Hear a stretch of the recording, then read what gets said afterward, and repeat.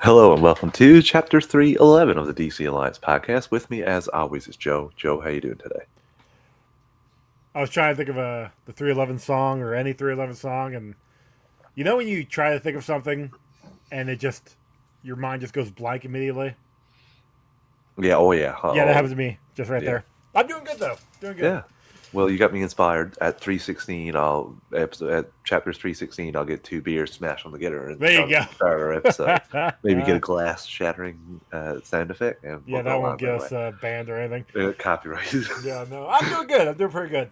Have a nice long weekend ahead of me.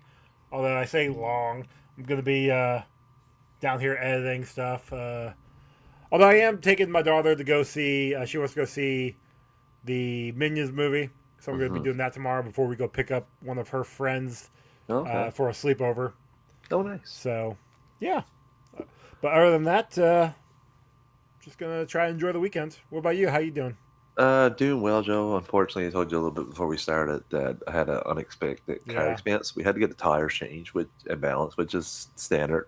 Change never off the great. winter, put in the summer, or well, all seasons here. And they told us we needed new brake pads. Fine. Took them to a new place, but that was close to Allison's work, and I had the day off today, so I brought it there, dropped it off, walked away, came back to a $500 bill for brakes and rotors on the back, which EA and I was supposed to be on Marvel Alliance last night, but when Allison told me that when she got home from work, I basically had to take the car into the walk-in garage to get it fixed so that we didn't have any further damage. And yeah, I don't think it would have survived a almost 1 a.m. Uh, finish time as I listened to the episode this morning. I don't think it would have survived that. So All right, yeah, how long was the episode? I'm going it to be. was 1:44. Whew. So it would have started at 10:40 my time. So that would have been pretty close to 1 a.m. As you get. So yeah, I don't think I would have survived that. So uh, I mean, it was 3 episodes of 3 episodes. X Yeah, Men yeah. '97 season two, so yeah, that makes Oh, sense. and there was so much in there. Like I'm disappointed I couldn't Don't show tell up. me. Still, Not saying anything, haven't watched season one, so but so good. And we got a couple animated stuff, things to talk about here yeah. today, which I'm really excited about. The stuff that fell by the wayside with the Supergirl movie, and there is some fallout to that. We'll get into all that Mhm. stuff, but before we get into that, let me get the network plugs out of the way. So we are part of the Geek Ultimate Alliance with 6 shows in total. On Mondays is Ranger Alliance. On Tuesdays is the Walk Through the Multiverse. On Wednesdays is the Animation Nation. On Thursdays is Star Wars Alliance. On Fridays is Marvel Alliance. And on Saturdays is DC Alliance. Star Wars Alliance goes live on the GeekVerse YouTube channel Wednesdays at 7 p.m. Eastern Time. Marvel Alliance goes live Thursdays at 9:10 p.m. Eastern Time. And DC Alliance goes live Fridays at 7 p.m. Eastern Time. All three of those shows also have their own podcast feeds. Search DC Alliance, Marvel Alliance, and Star Wars Alliance. If you just want DC content, Marvel content, or Star Wars content only, but if you want all 6 shows on the GUA Podcast Network, stay subscribed to the GUA on your podcast app of choice. We also have a Patreon, 2 tiers, a $1 tier and a $5 tier. The $1 tier is basically a tip jar, like we're doing. You want to help us out any way you can, and the $5 tier is where you get your extras. You get your ad-free episodes, early access episodes, and Patreon exclusive episodes. Batman vs. Superman, Dawn of Justice Ultimate Edition has been recorded by myself and Joe. It is in the can. It is being edited. Unfortunately, it was a little bit of a choppy connection, so I am doing the 2 separate audio versions and editing it that way. So I'm That takes halfway through time. that. That takes time. Yeah, uh, I, I just takes time, like you said. So that will be finished. Luckily, it's not a super long recording, Joe. If it was like an hour and a half, I think I might cry. But no, it's not that long. So we're okay with that. And we also have the Marvel Alliance guys with a new show, Cape Expectations, going over the Avengers Earth's Mightiest Heroes, 5 episodes at a time. They've already put out their first episode, so be on the lookout this month in July for the next one of those. We also have Joe's Multiverse Minutes around the 1st and the 15th of every month. Joe reviews a Disney film, not just reviews it, but gives you fun behind the scenes facts, tidbits, all that sort of thing. Joe, what came out on the 1st and what's coming out on the 15th? Yeah, I just put out the episode talking about the Tigger movie. I One, used to love Tigger. He was the bomb. uh, sure, the old Tigger when it Yeah. was connected to Winnie the Pooh. This one was, yeah. Oh, that's I've good never. This is stuff. the first time watching it. Never seen it. I, I'm used to the classic, you know. So, and I'm also used to the. So I'm used to the many adventures plus new adventures on the old TV show. But it's still Winnie the Pooh stuff. It's fun. There was some interesting things that I found out about the Tigger movie. So go give that one a listen. That one's kind of fun. Next up, though, is Dinosaur, the Oh, live action, air quotes, dinosaur, because it's all CGI. I think I've seen this one once, so okay. I'll rewatch it and we'll see if I actually remember it or not. I that's one I do not remember at all. So I don't know if I've seen that one. Maybe if you I showed me a cover or something, I might know. But it like the cover is like a dinosaur eye, like it no, looks more definitely. yeah it I think Godzilla immediately when you said that. oh, that's There fair. was a poster from the 2000s I one with mean the it's eye. from that era, so it guarantee it's Probably similar thing. riding those Yeah, coattails. But yeah, we thank everyone for that's a patron. If you're not a patron, take a quick 30, 60 seconds, rate and view the podcast on your podcast app of choice. Helps out people find the shows, and that's always a good thing. Okay, Joe. Supergirl has been out for over a week now, and yeah, not a great first 7 days since no. Wednesday when it came out. So 48.9 million. That's about what Terminator Genesis and Tomorrowland did in their first 7 days. Ugh. There's a huge second weekend drop incoming for likely 10-day domestic box office of around 60 million, heading to a final of 78, 75 or 80. And it And says again, complete this misfire week, for DCU. yeah, this weekend we've got the Minions movie coming out, so that's Yeah. gonna get the family pool. And then next weekend is, Odyssey, and yeah. that's gonna get everybody else. And then 2 weeks from that is Spider Spider Man. Man, yeah. So Not this good, Joe. it it might get a little bit of more money in the next week or two, but they needed what they say. I think Safran's statement maybe talked about it, but um, they had said they needed at least 300 million to break even, Yeah. and I don't think they're gonna get that. No, I don't think so either. And Safran said, uh, and I quote here, while Supergirl didn't meet our box office expectation, it's just one component of a broader long term strategy at DC Studios that we remain confident in. Obviously, he has to say that, of course. Uh, Yeah, got to toe the company line. I just wonder where the Paramount bought this, and they spent a whole bunch of money. I wonder, like how, like I hope Man of Tomorrow kills, and I hope Clayface is an underrated hit here. Uh, yeah, Yeah, So, I know we were talking prior to us hitting record, but this movie, this shouldn't have been the second movie. Like it was, we both liked the movie. We both did like the movie. It wasn't a good movie, no, but we yeah, did both enjoy the movie. no, it's just okay. Yeah, I mean, Yeah, I liked it a little bit better than you, but you'd like to look at him more than me. Yeah, yeah, just like Superman. right. It's I think if this had been maybe like the fourth or fifth movie, it may have gotten a better pull. But at the same time, though, it's also one of the movies out there where it was already having a bad rep because of what it was fighting against. You know, Yeah, it it's a female led superhero movie, and those have been notoriously bad. With the exception, the first Wonder Woman movie did gangbusters. It was amazing. But then you look at all the other ones. and I Captain think Marvel did bad. Black Widow did Captain bad. Marvel, the first one made 1 billion, but I think it was between It was yeah. Avengers, Infinity War, and Endgame. It was the Everybody middle thought years. it was connected, which it was. But everybody thought it was. You had to watch this to understand what's going on between those two movies. You Yeah, didn't. You no, really didn't. And so people went to saw it because it was the next one right after Infinity those two. War. Yeah, So like like that's why it made money. yeah. In No my offense, opinion. it was a good movie. I really Well, enjoyed that movie. I enjoyed that one more than the first one. The second one, I mean, I enjoyed that one more than Yeah, the the first one. second one has issues, Yeah, but then you got Black Widow. That was another one that one should have been made 5 years prior. That yeah, was a good movie. yeah. Came out at the wrong time. Terribly hard. Yeah, just like the Wonder Woman in the DC animated universe, where they put it at the last one Right. before Justice League Apocalypse War. You're like, what are you Another guys good doing? movie. Yeah, Terrible time they put it because it is Wonder Woman origin story. You've already had her like 5 different times. Why are you putting her in the second to last movie of this whole series? What are you doing? and I just want to say too, Variety has a little bit of a back and forth with Gunn now. They're being a bit dickish in my opinion, but now Gunn called them out for some of Variety? their reporting. So they have an article out now. Supergirl braces for 100 million loss. What DC Studios should learn from its box office ban. And yeah, there's just I just don't understand. It said Warner Bros. DC Studio adaptation was centered on Kara misfire for 37.1 million and 62.6 globally.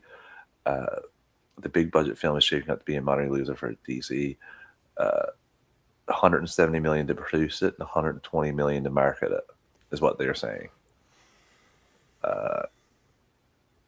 And yeah, this was always going to be a tough hurdle for DC and Warner Bros. Because Supergirl isn't a character that has ever created an event-level blockbuster, says an analyst Jeff Bach of Exhibitor Relations. Sorry about that. Audience perception of Supergirl was not good. This is just a case of the film wasn't good enough to become an event. Which he's not wrong. The show, I mean, as much as I love the show, you love the show, it wasn't a hit. No. Well, the first season on ABC was CBS. Sorry, was good, and it Yeah, got that a was lot of great. eyeballs. But they went immediately from that to a place To for average CW. 0.8. Yeah. So yeah, I think because it was something different on CBS, and it was like, holy crap, this is awesome. But then once it went to CW, once CBS dropped it, it was just like, all right, it's just falling into that formula, and it became another Arrowverse, TV show. And I've been seeing, yeah, I did see the post from Helen Slater, the original Supergirl, the first Supergirl, praising Millie Alcock for her role. yeah, and she was great. Praising this movie. I got no time for the people that are making fun of her or like clipping little clips of her appearance and going at her. Like you're Right. like just what really got me is the people who are like, here we have Melissa Benoist, like she was an amazing one. Bitch, you were bitching at her saying she was terrible back in the day. Fuck off. You said this whole thing was terrible back then. So yeah. Then they also try and do the same thing with Sasha Calle. Like, oh, we already had Supergirl with her. You didn't give her the chance. You didn't go see Flash. Screw you. You didn't even want it to happen, Joe. Right. So no, get out of here. You're not even watching this one. Shut the hell up. And we got something from Geek Vision, so it'll talk about a couple things shared in our chat today. So it's behind the Supergirl ban, competing cuts, creative differences, exclusive. So usually test scores go up and away, but this March the score for Supergirl actually went down when DC Studios held a bake-off testing competing cuts from filmmaker Craig Gillespie and from the studio run by James Gunn and Peter Safran. That already sounds like a recipe for disaster, like what happened in previous regime, which does not seem smart at all. It was a moment of extreme disappointment for those involved, as the stakes were high, particularly for DC. Supergirl would be a key test for the Warner Brothers division as its first feature not written and directed by Gunn following last year's inaugural outing Superman. It needed work to prove the studio could expand beyond projects beyond Gunn, the A-list filmmaker behind Guardians of the Galaxy, Peacemaker, and Suicide Squad, and a very public face of the brand. Months later, the Supergirl outcome is now well known. We obviously know what it made. And while it failure need not be an indictment on the slate, there's been all sort of think pieces as to why the movie failed. Was Alcock right for the role? Was Gillespie right for the take? Our audience is tired of superheroes. Was opening movie in late June a mistake? Yes, it was. Was the budget too high? Nope. The fate of Supergirl may have been seeded early on. Gunn and Gillespie had creative differences over the direction of the film, numerous sources told The Hollywood Reporter, and the film never found its footing in post-production process. The test scores, which are counted on a scale of 100 points, never escaped the 60s, according to multiple insiders. Another insider said the movie's top score was 70. They were not creatively aligned, is a polite way of describing it. That's not stuff that I like to hear. No. Especially considering what Gunn said when he was introducing the universe about right. directors and writers. Right. Yeah. Each director, each writer is going to have their own vision, and we are going to honor that vision. Sounds like you didn't honor that vision, my dude. No, and that's not good. He's already getting harpooned a little bit too. Before that, just for the failure of the movie, other insiders dispute this characterization, saying Gunn, Safran, and Gillespie had a normal amount of healthy friction. Any filmmaker in the studio have as part of the process of making a movie better. And multiple sources say the duo respect the filmmaking chops of Gillespie, known for guiding Margot Robbie to an Oscar nomination in I, Tonya. Filming wrapped in 2025, and early as fall of that year, the studio and Gillespie knew the movie wasn't working. After December test screening proved to be just okay, the studio decided to take matters into its own hands and took charge of the post-production to make its own cut. The studio enlisted writer Jeremy Slater, a Gunn favorite who previously wrote an unmade feature based on DC superheroes, to team The Authority to help with the post-production process. So you got the person that couldn't crack The Authority that you really wanted to make and didn't make. Oh no. The extent of Slater's involvement is unclear, although it seems he helped write scenes for the 9-day shoot of additional photography. Original screenwriter Anna Noguera remained involved in the post-production process as well. One issue at play was the climactic fight, which was reconfigured. Other issues, and I can't stand a needle drop, and I just feel like you said, I watched it again, and the Mr. Terrific thing did not stand out to me, could not have stood out to me more. Right? After we had that chat, I was definitely feel like they're trying to do the same thing. This should not be failed. Yeah, it should not be a trademark in every movie or anything. No, and I'm afraid that they're gonna do something similar in Man of Tomorrow, or maybe hopefully they saw this and it didn't work.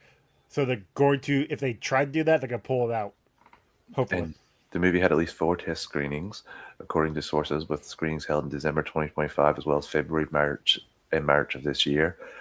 And while social media users and critics are dunking on the movie's use of the cover, Jimmy Eat World's on in the middle, the big needle drop in the final set piece at the February screening was a cover version of Cyndi Lauper's Girls Just Want to Have Fun. That choice came from Gunn, but ultimately was abandoned for the Jimmy Eat World cover. The movie employed 2 editors. There was Tatiana Regal, Gillespie's longtime post partner, who edited most of his films, and then there was Fred Raskin, Gunn's longtime cutter, who worked on all Gunn's DC stuff in Guardians of the Galaxy films. Raskin is also Quentin Tarantino's go-to editor. He was brought on later in the process and proved a key instrument in the studio's slowly heavy-hanging hand. There were test scores. No, there were signs that things weren't getting better. Deep into winter, test scores improved and hadn't improved and hit lows of 70s. However, rather than continue to tinker away at that cut, the studio decided to force a bake-off by creating 2 cuts, one by Gillespie and one by studio. It was unclear what major differences emerged, but one source says Gillespie's version was 11 minutes longer and featured more of the villain Krim. When the 2 competing versions tested, the score surprisingly dropped significantly, although the studio inched out ahead of Gillespie's, but only by 2 points, according to sources. Gillespie's version scored strong on song choice, pacing, and villain, eking out a win, even a middling one. The studio chose its cut as the one to go in theaters.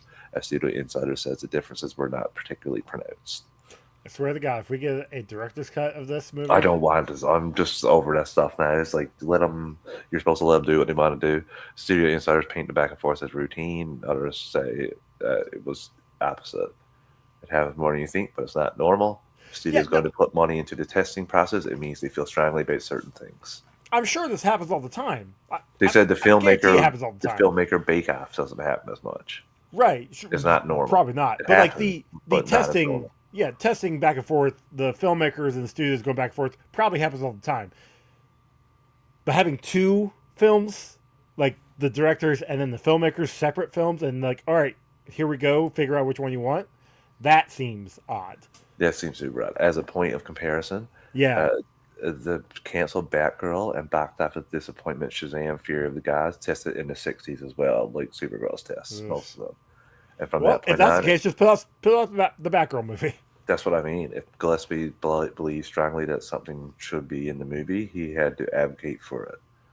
While Supergirl didn't meet our box office, we already read that comment by Safran.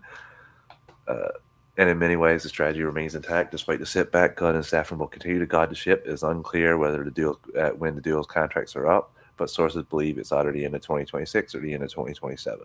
By then, DC Studios will have released not only Clayface, but a modestly budgeted horror film, but also Man of Tomorrow, which Gunn is currently directing, which is slated to open July 9th, 2027. The Batman from Matt Reeves has an October 1st, 2027 date, but stands separate from the DCU.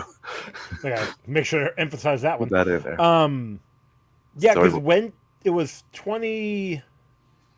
What year did they sign? That was 23, 24 when they became the Yeah, I think heads. so. Maybe 22, something like that. 23. 23 it was, Joe. Yeah, You're what right. year did we have the no movies? 23. And in 24, we had four. Or 24, we had four? Yeah. I think, or 23 was when we had those four movies. Yeah, because 25 was Superman. Because we had 24, we had no movies. So they signed in the beginning of 23, I think. Either way, so yeah, so they had a 5 year contract, maybe. Uh, October 2022. Okay. Yeah. So yeah, so if that means they end in 27, 28, if they only sign them 5 years and then maybe they'll sign them for another 5 years, like Who knows, Joe? I have no idea anymore. This is like Steve answered paint back with it. So okay. Uh, and Gunn will continue to exercise his ideas, especially his penchant for spotlighting lesser known side characters. This is one I got no a I Superman spin-off focusing on Jimmy Olsen, played by Scene Stealing Skylar Gisoto. he didn't Is steal getting anything no, I did not except make for it. Eve Except Tessmacher's heart. there you go. Well, not only every lady in Metropolis is hired, Well, uh, is getting a comedic take with a mockumentary style series, DC Crime, that will shoot this fall. And they're also saying they want Gorilla Grodd to be like a comedic actor to play him. And no, I'd rather have him serious. Like Grodd is supposed to be serious. Like you, oh, they're gonna turn him into Monsieur Mala from oh, Adventures of, don't say it, don't Adventures say of that, Superman. don't say that.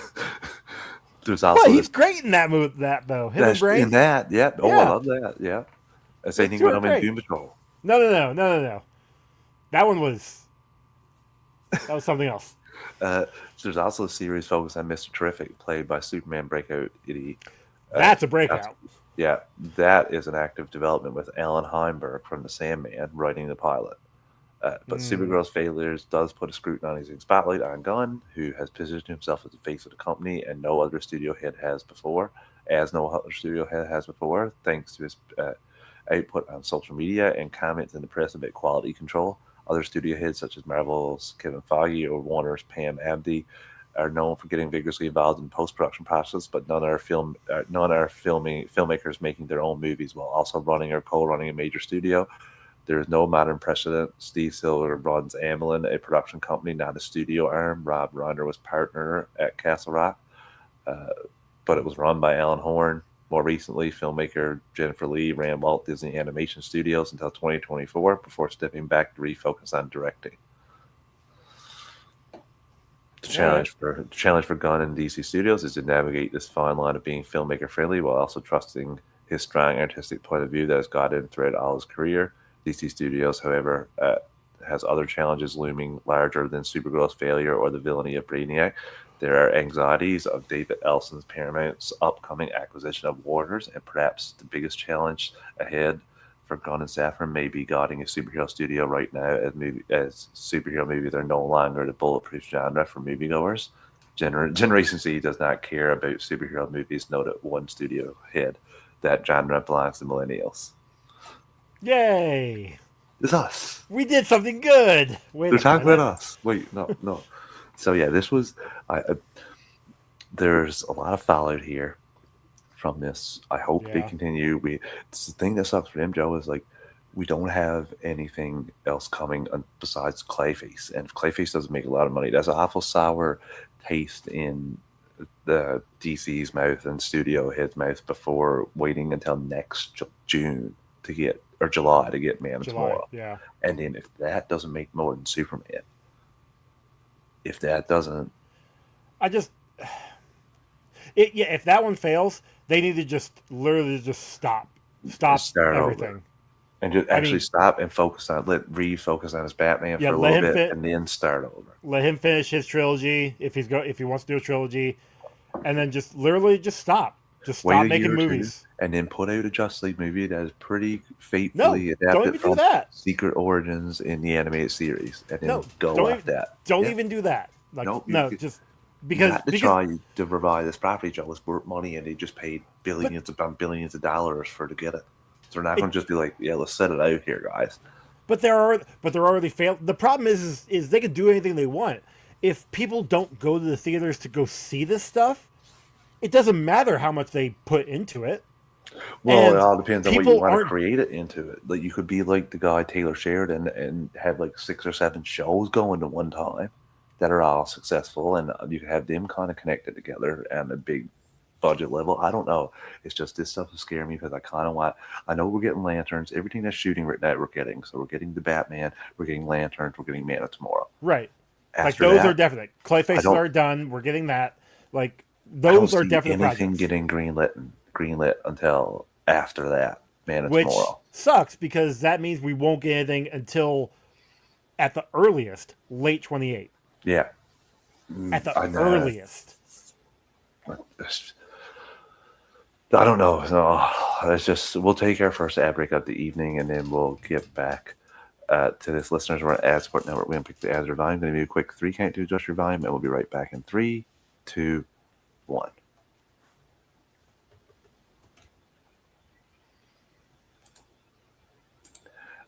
And we're back. Okay, Joe. Real quick, so Alex here is talking about Vampire Lestat. I figured it out on the second message here. I'm not watching that. My girlfriend's watching it. So I don't know if the Queen of the Damned, Queen Akasha, is going to show up. I'm not watching the show. Oh, I thought he was talking about X-Men, to be honest with you. Well, once he said AMC, Yeah, that's when I was Queen of like, the Damned right there. I didn't see So- that last comment. I was Yeah. looking at the show notes and reading off the article. That's fair. Uh, But no, so, yeah. I don't watch it. I don't know if you watch it. My girlfriend watches it. I don't watch it. I know either, she's been unfortunately. loving it. I can tell you that much. But yeah, this is just hopefully there's things settle down a little bit for Supergirl. And again, if you don't like the movie, that's fine. Like myself, I didn't enjoy the movie super a lot. That was just okay to like a little bit better than okay. I had fun with it. I haven't posted about it. I haven't shit posted anyone or wrote How like how dare you dare not you? do that? Like how dare you? I just let it be. We go on. We got lanterns coming in literally a month and a week. So 5 Yeah. or 6 weeks. Like, and we got X-Men 97 out right now. I know it's different from DC, but then we have Batman Cape Crusader coming out at the end of this month. So like I will talk about that in a little bit. But yeah, I'm super excited, Joe. And we're going on to something that's been really fun, and we're going to get a new episode tonight, I think. Tomorrow night. For tomorrow night. It's for Saturday night My and Adventure Sunday. with Superman. Yeah. Yeah, it comes out Sunday morning is when we'll watch it. So, yeah, we have 2 episodes here. Mobile Suit, Toy Man, and All's Fair in Love and Worms. So, those are 2 episodes that we watched. What did you think about the second episode, Joe? Second episode? Yeah. Oh, so yeah, the Toy Man. Toy Man. Yeah. Fun. You know, they're at a convention, and, you know, conventions are always good. Jimmy being... Lois is pushing Jimmy to, you know, express his feelings. Jimmy shooting to himself in the Lois. foot so much here, too. Oh, so much. But yeah, Lois is telling him to express his feelings to Supergirl because Supergirl is all about Jimmy. Yeah. And Jimmy's is like, you know, she doesn't know any better. I'm just this not country bumpkin, but like the first person that she's ever really known. And I don't want to be this. Basically, I don't want her. I want her to experience other things. And so because of all that, obviously he puts his foot in his mouth and he basically tells her to go out and date other people. And then he gets very jealous of it as he's watching her date, like speed dating all these people at the convention. Yeah. Fucking stupid idiot. Stupid idiot. I also love Cat picking Cat is picking at him great. too. Cat Is was that fun the this next episode. episode? That's this episode. This episode. Yes, she was, and I also love how I'm going to be honest with you. Part of me thinks that Winslow's shot would have been good if Lois didn't just like go on him for like the 20 of the 22 minutes of this episode. Did he totally buckles at the end and goes to being evil? I'm not 100% sure.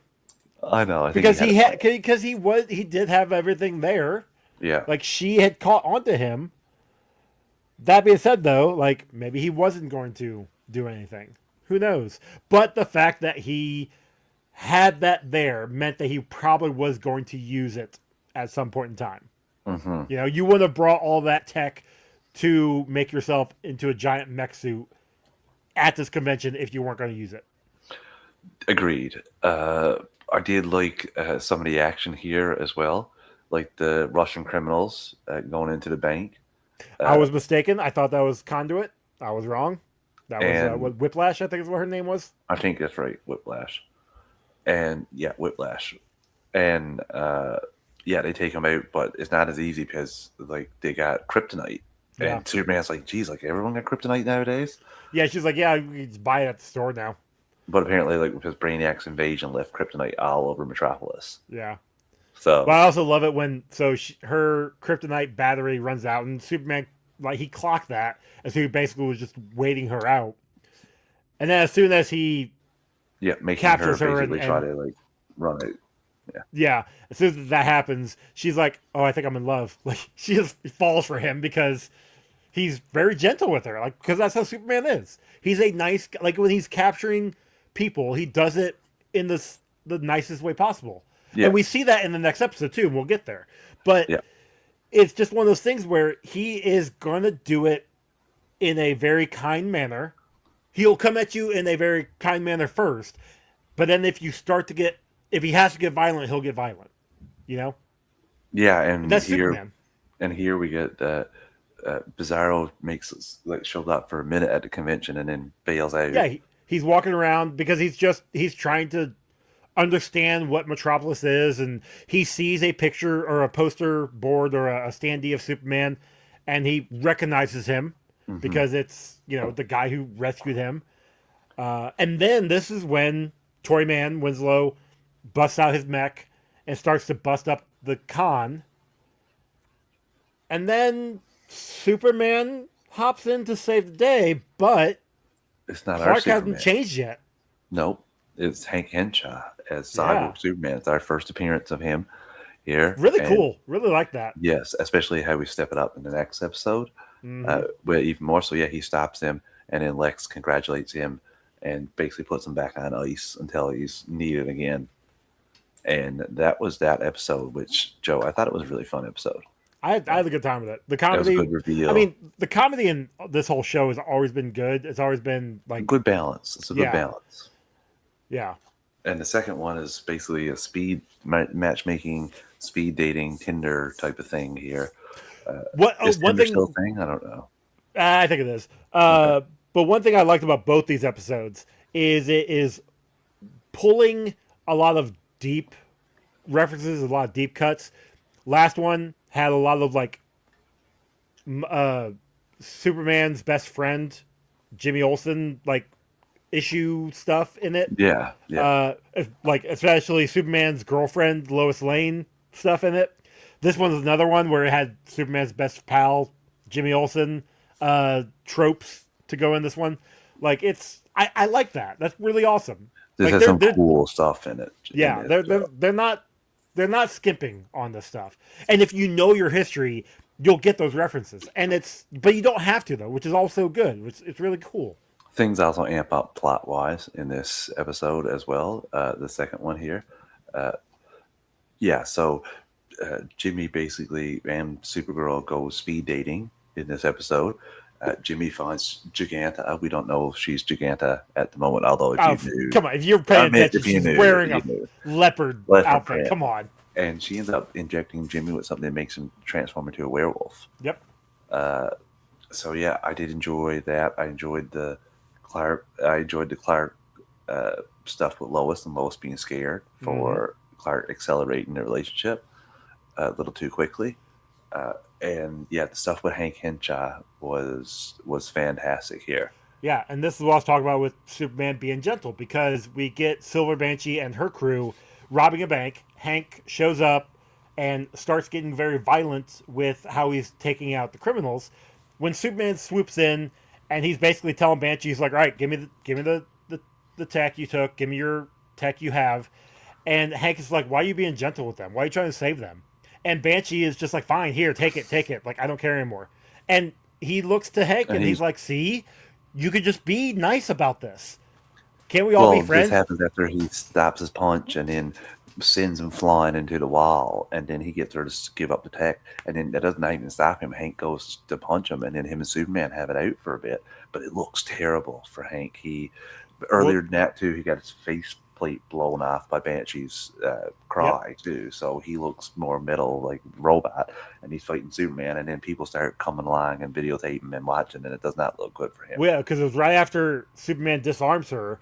Yeah, He's like, look, he says that, we can stop this without violence. And then that's when Hank's like, yeah, no, I don't like that. He is about ready to blast her, yeah, but everybody's watching on. That's when Slade shows up. He's like, hey, boss wants to talk, and puts like a whole shield across around him and takes him back to Luthor. hmm, And Luther's like, yeah, you're going back on ice until we figure out what's wrong with you. And yeah. he's like, yeah, I don't think so. And goes to step up to Luther. Slade gets in the way, and Hank just beats his ass down. Yeah, just smacks him one smack after Yep. the Deathstroke does like six things that doesn't do anything, and then he goes to Lex and Lex presses the button immediately, and he has a Yep. failsafe, Knocks him out. obviously, Yep. that Of course he does. knocks him out. Of course, Lex. And what I really loved about this, Joe, was the end where we saw future Metropolis, Yep. and like there's like devastation everywhere, and we get Jimmy as part of the resistance. I'm pretty sure. Yeah, that was Jimmy. I couldn't tell who the other guy John was. Henry Irons, it was. The big guy? Yep, John Henry Irons. Okay. Lex and a mysterious boy that looks like Superman and is dressed in a similar uniform. Uh, so it is obviously Superboy. And Lex gives the boy a time traveling device and basically says, go back and stop this from ever happening while the robots kill everybody else. Yeah. So, wow. They're doing a past and future thing going on. And I'll be interested to see Superboy. Will Superboy have part Lex DNA and part Superman DNA like some of the comics, or will it be a little different here? Will it be My fully? assumption he will, Yeah. especially with how Lex was there, My sending him back. assumption now is that he's Lois and Clark's son, because that'll I, freak out Lois a lot with this whole. that's what I think they'll say Yeah. when they show up, when he shows up. But I assume by the end of the season, it'll be revealed. It'll be But yeah, Lex. that's gonna really freak out Lois, I think. Yeah, So yeah, I really like these two episodes, they Joe. both And were good, really good. I yeah, also was very curious how they were yeah, going to get that Superboy next in this. episode is guess who's slamming the dinner. Nice. Same. Now I know. Now we know. So I had no idea. I was like, are they just gonna like Lex gonna clone him or what? Yeah. So Joe, we'll take our final ad break of the evening, and we got a little bit of news to get through. Listeners, we're an ad support network. We don't pick the ads or the volume. I'm going to do a quick 3 count to adjust your volume, and we'll be right back in 3, 2, 1.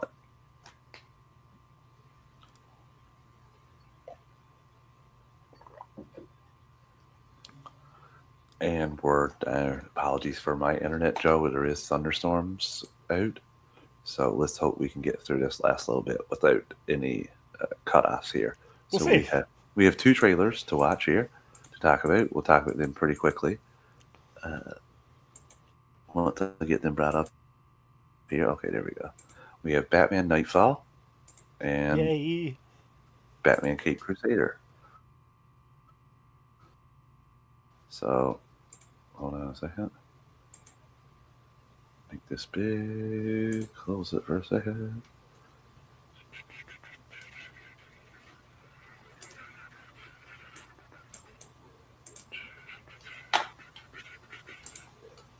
Yes, Okay, sir. let's share our screen here. Share screen. Okay, Batman Nightfall. Let's go. Got closed captioning here. It's going to be a quick one, but the other one, I don't even need to load up. It's right there. Okay, perfect. So, Batman Nightfall, Joe. Yeah, I was worried when the pictures came out because I thought this was going to be just the first because we knew it was going to be a trilogy, Yeah. and I thought this was just going to be the trailer for the first movie. No, it's a trailer for the whole trilogy, which awesome, good, awesome. I'm Yeah, I'm yeah, excited. that's what I like as well. Three-part movie event. We see all the villains that get released here by Bane, and we see Batman going back after dealing with them, just completely defeated. And then he sees Bane. I love how they got Anson Mount to do Batman because he was a really good voice even in Justice. But you know, that was awful. This looks really great too. Bane looks really menacing. Batman looks like the wear and tear on his body. He does need. He should have a little bit of a beard, but that's me being picky. Yeah, and yeah, we have Tim Drake's Robin here as well, Yep. and obviously the Bat. Osriel. Yeah. Yeah, the Bat replacement goes a little out of hand here. I do love The seeing Tally Nightwing. Man. Ah, I love it. I love seeing Nightwing here. In a That. second. Yeah, I'll say that Yeah, was right Osriel. We here. talked. There's Yeah, Nightwing. there we go. Asbats. Oh, look. Oh, I love it. I can't wait to Joe. This is great. Uh, and yeah, I've this been a fan of that series, that storyline forever. Uh, yeah, I cannot wait. and we have another trailer here. Batman Cape Crusaders. Uh, I'll admit, haven't actually watched this one yet. So, oh, I love this too. Uh, yeah, they're it's becoming a war. It's not just a fight; it's a war. And the main villain in this season is well, the main villain at the start of the season is Riddler, and he's okay. more of a Tommy Gun style Ooh. '30s villain. Yeah, I haven't seen any Riddles in the row. I don't know who this is. I can't remember. I don't know if he's in a previous. I don't think he was in last season, so I can't remember. Could that be Black Mask, maybe? Maybe. And yeah, we hear Batman punches so many people in this trailer. Oh, nice. He does a lot of punching. There's his Mad Hatter Mad with Hatter, the love it. switch, and yeah, this is the Riddler. There he is. Which that fits for the aesthetic of the show. Yeah, and Bruce Timm's Ooh, and yeah, that's gonna hurt. Matt Reeves and J.J. Abrams. And yeah, Riddler is like I'm running things. It's a question mark with Tommy Gun, but we don't see anything else. People boarding up their windows. Uh, Ooh, yeah, and they watch Batman just punching people, just straight punching people all the time, blowing up a hand grenade with his batarang, and yeah, Pennyworth get the car. I The need car the looks car. fantastic. The car looks fantastic too. I'm not sure if that's Poison Ivy or not. I think it is, but looked like it. and she's Was it? working with Riddler. That's what I thought. I thought it was the exact same thing you just thought of, Joe. Roxy Rocketeer. Raccoon or Roxy Rocket, whatever I her thought it name was is. Rocketeer, to be honest with you. Well, I mean, it looked like Rocketeer, but And then we got um, Harley Quinn, yeah. and yeah, Batman be Which I blowing thought up. she left. Riddler going crazy here, and the ending is quite nice here. We had a couple supernatural episodes in the first season You're as right. well, and yeah, this is the one here where the phone rings, and he goes over and answers it, and it's the Joker. And this is more of Ooh. a yeah, I've come to awaken you, and the Joker's in there to show you, and Batman's like, show me what, and Joker's like, what you are, and then Batman just punches the shit out of people, montage of punching, and it's the Joker there. So yeah, Oh, heck really yeah. excited for this. We got a couple of really good things here. In the month. Oh, Yeah, so super excited for that, Joe. We got some DC animated news here uh, as well. Uh, hold on here. So at Annecy Animation Festival, it's all about celebrating different corners of animation. DC Studios might have just released Supergirl, but they began their DC universe with Creature Commandos, which was an animated original series. For the first time, DC Studios attended this festival with the help of Sam Richer, Peter Safran, and Jake Wyatt, Matt Bean, Josie Capel, Rick Morales, and Tom King coming together on stage to provide a heap of updates on already announced shows and some brand new announcements on what's to come. Creature Commando Season 2. The first season, we've already known a lot about that. The new members joining Creature Commando, which is now being led by the Bride, will consist of Kalalis, King Shark, and Nosferatu. And we got some look at their designs and details on their involvement in the upcoming season. Kalalis has been described as a 1,000-year-old mummy who has a great relationship with Weasel, although Weasel continuously eats his ribcage. His power set has been teased with having the ability to resurrect himself, which will play part of the storyline for Season 2. King Shark returns after not just appearing in the finale of Creature Commando Season 1, but is yet another character being brought back from the deceased DCEU. His character will be explored further in season 2, I was given more backstory, and then Nosferatu is a very young vampire, but she's not like your traditional vampire. She was experimented on and became a blood-sucking creature. So the tragic backstory that will be explored in the second season, similar to the first season, went through the backstories of each of the members. She's snotty, has attitude problems, and a contentious relationship with the bride, which is the complete opposite of the bride's relationship with Nina in season 1. Batman Cape Crusader. Next up, Batman Cape Crusader, which we get at the end of the month. There isn't a whole lot there. Just talking about the trailer that they had before. Tim never got to explore more adult storylines with Batman and the animated series. Given how quickly it rose in popularity and toys they sold, Warner Brothers Animation gave briefed Tim exactly what he wanted. And Cape Crusaders, working alongside Matt Reeves, who was heavily inspired by Tim for his own Batman, and James Tucker, who is now the sole showrunner of season 2. And yeah, it was the same trailer that was released online. Same with the Batman Nightfall. We got the same thing there. There is a release date for that as well, Joe, that I think I skipped over here. The rumored release date for the Nightfall is September 8th, 2026. Ooh. From the Movies Anywhere page for Batman Nightfall. Part 1. Part 1 is listed release date of September 8th, 2026. Yep. So, yeah, great news there. We're going to be busy this fall. Batman Part 1 was also screened to an audience at Annecy Film Festival on Tuesday. And there's some social media reactions to that as well. Get Jiro is something I don't know a whole lot about. Yeah, I think we had talked. I remember it coming Vertigo? up. Yeah. From Vertigo, maybe? Yeah. Yeah. And then we got Mr. Miracle. It first got revealed last year at the film festival. Now Tom King has arrived to talk about Mr. Miracle, which he described as a love letter to Jack Kirby. You want to say Jack Kirby is almost like a god in comics. He's the founding father of my entire industry. His imagination allows something called the Marvel Universe. Also allows something called Star Wars Universe, although they don't give him credit. For those unaware, Mr. Miracle #1 opens up on scot-free surviving suicide attempt. King described the show as a story about what happens after trauma, recovering from trauma, about living again, and about how do you get out of that. The biggest cliche, and the one way that works, is love. DC Studios' Mr. Miracle is a love story. It was a field secret announced at the panel that Mr. Miracle will be set in DCU, with Peter Safran confirming that. Tom King also said the actors that have been cast are brilliant and are actors going forward for the DCU as well.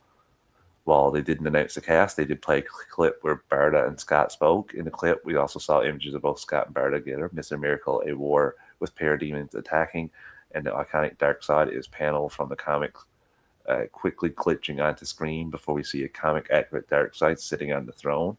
The entire sizzle reel was played to frighten Rabbit's death dreams, a fitting choice for Mr. Miracle.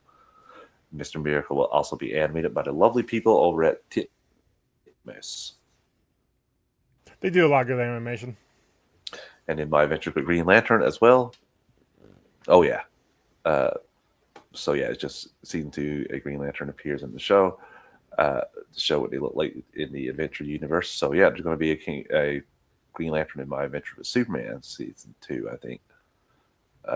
So, yeah, we'll see what we get here. There's just some stuff about it. A clip was shown to feature Jessica Cruz saying the Green Lantern oath before proceeding into the most magical girl transformation that you can imagine. I assume that's going to be like Sailor Moon. That might be what they take, like Dragon Ball for the Superman here. As Cruz transforms, the talented Cravallo has transformed the oath into a song which plays over the transformation. If you're aware of Cravallo's singing skills, then you can imagine how majestic it sounds and how it amplifies the scene. So, and then we got DC Superpowers, which is a new preschool animated series following class of young heroes attending Alliance School for Heroes. I guess that's what I was asking about with Spider-Man and his amazing friends. So the first-time characters include Lightning, Plastic Man, Aquagirl, Green Lantern, and Terra. So this is a bit funny here himself. The biggest surprise of the presentation, however, was when there was a lot more focus on the new forthcoming Starfire series. Producer Josie Campbell announced that Hayden Walsh will be returning as Starfire herself in the new series, which will follow Princess Coriander after she makes a dramatic escape from her homeworld in Tamaran. Obviously, we know all that. In the preview footage, we saw her battling giant aliens and slowly learn to control her incredible powers from within her. Campbell herself described the series as one centered on empathy and hope. It's also worth noting that this isn't a spin-off to any pre-existing Teen Titan project, and it stands alone with with show's own continuity. And also a few surprises to close out the presentation. DC first announced Crypto, an animated show aimed at kids. Uh, Next up, DC Studios' first original anime production. The studio is making in conjunction with Warner Brothers Japan. It follows Joker as he launches a ruthless crusade on Gotham as he searches for Batman's killer. An interesting concept as we begin to learn who Joker really is when there is no Batman. And there's no details for that really. Final announcement was an adaptation of Scott Snyder and Nick Dragotta's Absolute Batman. Snyder will be the Yeah. executive producer and showrunner, while Dragotta will produce on the show as well. It'll be a fully CG show, and attendees at Annecy Animation Festival were shown some early previs looks from Stellar Creative Labs, which showcase Absolute Batman's look in front of a burning city's landscape. From mature comic adaptations like Mr. Miracle and Batman Nightfall to magical girl adventures, preschool superheroes, and ambitious anime projects, ANSI made one thing abundantly clear: animation isn't simply supporting DC's future; it's becoming one of the most exciting playgrounds. So yeah, pretty cool, Joe. Love all those announcements. I could not be more excited for those. And yeah, hey, GeekVerse, do you think we'll get the Terrifics in TV series? We talked about it before. It is a rumor that is the person who wrote Sandman is writing the pilot for that. Iggy. Well, no. So the Terrifics are a team. Oh yeah, sorry, I thought you were talking about Mr. Terrific. My Well, bad. he was. Yeah, he's talking about the I had Terrific show. Yeah. So, but he's meaning the Terrifics team. Honestly, it may get to that at some point. Let's get through the first. Let's see what we are offered first before we get to Depending on how team. successful the first season is. Right. Yeah. So, but I think it could be eventually. I'm not going to say it is a guarantee, but I can see the potential of that. The problem is you're introducing a few more characters because I don't remember everybody that's on the team. But I think I remember Plastic Man's on the team. I think there was who else? There was like two more people on there, and I can't remember who. I thought I can't even remember, Joe. To be honest with you, Metamorpho might have been. So they already have him in the show. So I'd have to double check, but yeah. So there we go. Phantom Girl. Thank you, Ricky. So a little bit of news on Jimmy Olsen show. Sources tell Nexus Point News that production is scheduled to begin in August and continue through October of this year in Atlanta. Although Nexus Point News originally reported that production would take place alongside Man of Tomorrow, budgetary reasons delayed the series greenlight and delayed production, so the series will begin shooting right as the Man of Tomorrow wraps. Sources tell Nexus Point News that casting currently underway for co-leads of the series. Grad, actors with comedic backgrounds, are being considered for a role that will be a voiceover role. God. Seth Rogen, here we come. Oh, don't say that to me, Joe. Other superpowered characters are being cast for the series, along with a lawyer role, possibly hinting at the series featuring Grad on trial. A lawyer role? Yeah, I don't know. The series was developed by people who made American Vandal. I don't have any interest in seeing that. And after Supergirl, you say that. I don't know why. We will watch it. Another thing. We'll watch the first episode. Oh, I will watch it. I got no interest in it, but I will. I host a DC show. We'll see. It can't be worse than Gotham Knights, so you know what? We'll watch it. Don't say that. So we got it could be worse than Gotham Knights. I don't want to jinx it. So we got some test screenings for Clayface Joe. Apparently, Clayface has transformed multiple times, including a full transformation later at the end. Multiple sources rate the film around 7.5 to 8. Once again, praising its body horror, high emotional stakes, and times acting in the film. We'll watch that too, and I'm not really a big horror fan, so we consume the thing. I'm looking forward to that. So yeah, I don't know what the other thing is there. Oh yeah, it was a picture of Clayface, that the Clayface look, and the rumor they may be punching up a little bit at the end. But we could see a Batman towards the end of this. I don't know. DCU's Batman. Who knows? So yeah, Clayface is fully transformed, and it kind of looks like the picture that we have there, which I thought looked really cool. And yeah, I don't have a name, but John Campea is out here teasing for a DC used Batman, saying he thinks he knows, but he doesn't want to put out any misinformation yet. The guy who Yeah, put he out doesn't want that to get called a Spider-Man liar. picture. And Iggy says, "Do you think we'll get more villains like Loudwire or Metallo?" I think we I could would get them in love. Man of Tomorrow as one of those things to start off the movie. That have Superman taking down a villain or two, kind of a montage of Superman taking down some villains, and then we got more villains established that can either be in Creature Commandos, a Suicide Squad down the line, or even fighting Superman again. Yeah, I would love to see more villains in some of these movies. Same, Joe. Same. So we got a Smallville retro recap that is probably the worst one I've ever watched in my life. And of course, we So missed last dumb. week, which was really good. And then Right? we talked about this week, which is Stiletto, which is a dumpster fire that I don't even really want to talk about that much. We'll keep it brief because I think it's awful, Joe. It was dumb. It just didn't make any sense. And then coming off of that episode before with the adding stuff to the pilot essentially and having the old actors come back, you go to this. I'm like, what are we watching here? I mean, yeah, you had the only one that you had come back was the young Lex. I just Uh, meant you used the you footage used that, old footage, yes. yeah, that just reminded me I of the not old gonna lie. episode. When as soon as I hit play, like they had the the previously on, but then they started playing the like the opening of the first episode. I'm like, wait, did they fuck up something here?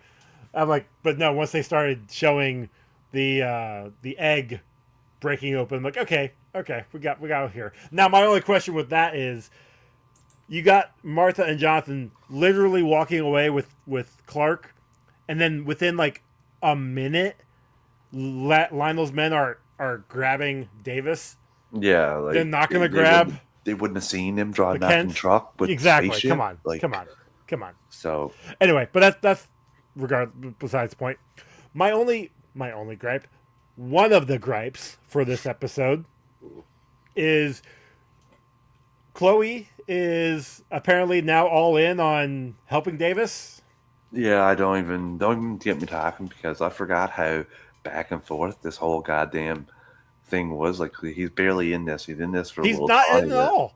He's I mean, she's talking to him on the phone because for whatever reason he can't be in this episode. And Yeah. then when she's about ready to get mugged or talking He to comes and kills somebody and yeah. in a shadow, like Yeah. he Doomsday shows up in shadow form and drags the guy away.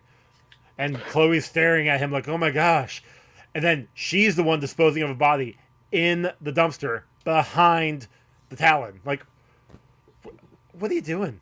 It's just so dumb, Joe. It's just so dumb. It's like I was just rolling my eyes and just being like, "What am I watching here?"